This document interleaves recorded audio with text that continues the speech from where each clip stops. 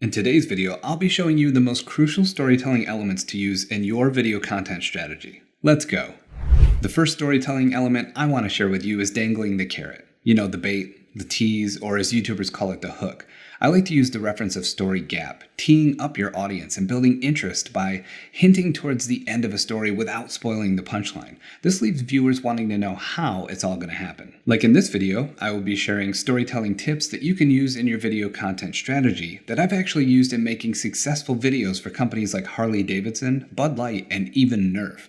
And now I want to share some of those with you. Oh, and pro tip, your videos are about your viewers and not about you. That's a fine line that we all have to walk, and storytelling really helps us balance on that line. Next is visual storytelling. Oh, this is one of my favorite parts. Humans are naturally visual creatures, and we thrive on making sense of the world around us.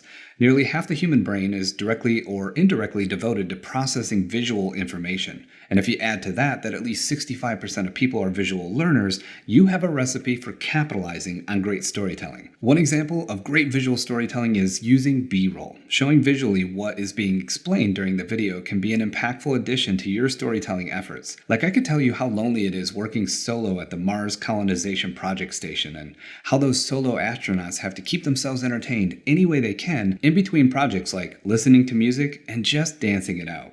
Story arc is another great storytelling strategy that you can use in your video content. A simple beginning, middle, and ending is generally enough to keep viewers interested. Here's how you can make a video that someone like me would stick around for. Use a tool like my YouTube video scripting template to give yourself a leg up and make sure that you're not starting with a blank page every time. Set up your story with a great hook and tease, and share the goal or desired outcome of your video. Get into the meat of the story and give viewers what they came for. Mix it up as you go, keep it interesting of course, and wrap up with a final reveal and great call to action that leaves someone like me wanting more. And as a bonus, I have a great video and free download covering the story spine and how you can utilize this tool to create really engaging and compelling stories for your videos. The link to both is down below. Another awesome element of storytelling that can be used in your video content is relatability. You have to look for those spaces in your script and outlines where you can present yourself and your ideas as relatable. Here's an idea presented two different ways, and I want you to really focus and try and feel the difference in how relatable each clip is. Alright, here's clip number 1. Don't read off a teleprompter in your videos until you've had some practice doing so. The viewer will be able to tell that you're reading, and that can be a deal breaker for a lot of your audience, even if it's only done subconsciously. So I would suggest practicing for a few weeks with your new teleprompter before ever releasing a video publicly. Write a few scripts, load them up into your teleprompter, and make some test videos until you get better. Alright, and here is clip number 2. So just 1 week into owning my first teleprompter, I set it up on my camera and made my first video utilizing a script. I was so excited to get started and couldn't wait to share this next video with the world. I published that video on social media, and within 30 minutes I was receiving DMs from concerned friends letting me know that this video was landing very differently from my previous videos, and they could really tell that I was reading as my eyes were darting back and forth and I was speaking very differently than normal.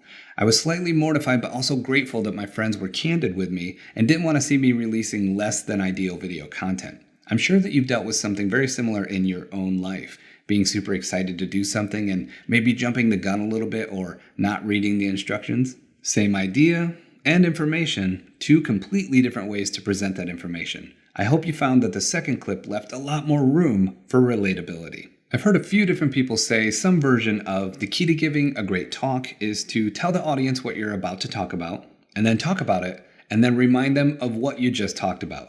This is the reminding part, so let's recap super quick. We've covered using a story gap to tease the viewer and leave them wanting to know how it's all going to happen. Using visual storytelling to keep your audience engaged and capitalize on humans being visual learners, especially where story is involved. Following a story arc, because having a beginning, middle, and end gives viewers comfort to know where they're going and a reason to stick around. We talked about how powerful relatability is when it comes to storytelling. Keep that top of mind when you're crafting your video outlines and scripts. My final bonus recommendation is to use editing to bring all of these storytelling efforts into alignment and really create impactful videos for your audience. I created a video specifically on this topic that you can watch next and continue your journey to telling better stories through your video content. That one's a pretty good one.